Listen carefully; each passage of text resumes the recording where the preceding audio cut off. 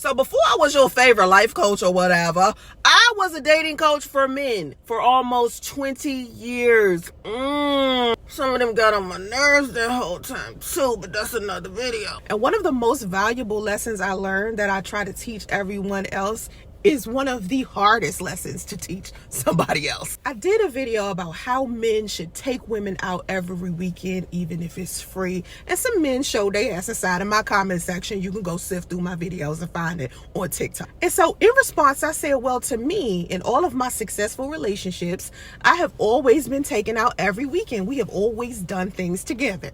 That's part of the relationship. Every weekend, we did an activity with each other to help build our relationship. And these were the successful relationships I've been in. This is where the problem arises, because people are like, how is it a successful relationship if y'all not still together? Men were asking this specifically, and I think men have a harder time understanding relationships in general. So I'm not surprised it was them asking this and not so much women. So why don't I classify my past relationships as failures? Number one, not everybody's end game was marriage. I have had like 3 long-term relationships in my 42 years of life, and I started dating for real when I was 16. When you get in a relationship when you're a little younger, even if it's long-term, you may think about marriage slightly, but then it's like, I just want to experience this. So even if it ended, it's not that bad of a thing. It's a valuable lesson learned. To me, the lessons that I learned inside of those relationships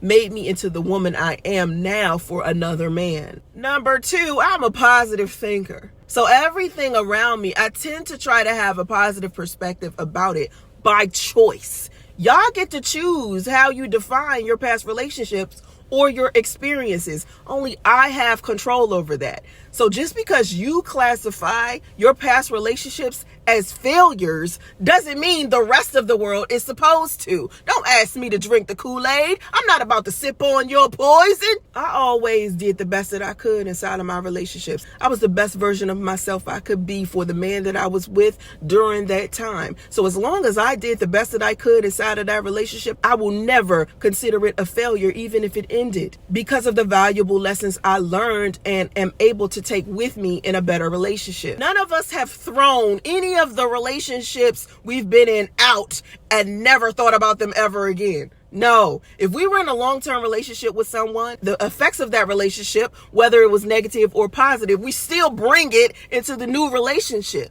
The question is, do we bring it into the relationship and use those lessons to make us better for the next person? Or did we go through that entire experience with that person, didn't learn shit, and still end up being toxic and negative in our new situation?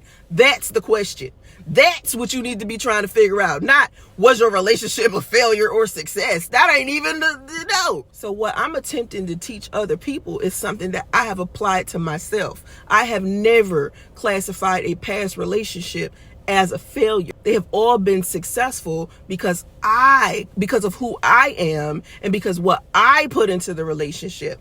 If that person who was with me came into the relationship and didn't do their best, then possibly they failed to them. Y'all take epic failure too hard. Failure is something that happens all of the time, over and over and over and over again. How do you think people become successful at anything?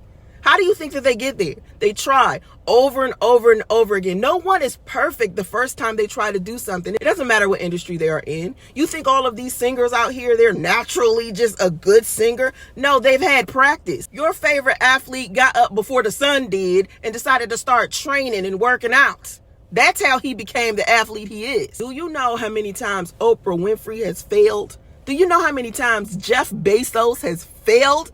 Do you know how many times Elon Musk has failed at something? Oh, Lord, it's part of the process. So just because I have relationships that didn't work out that you may classify as failures doesn't mean I never hit a level of success with them. Whoever the man is that I end up with is good money, because the men before him taught me how to treat him as good as I will. They taught me how to respect him.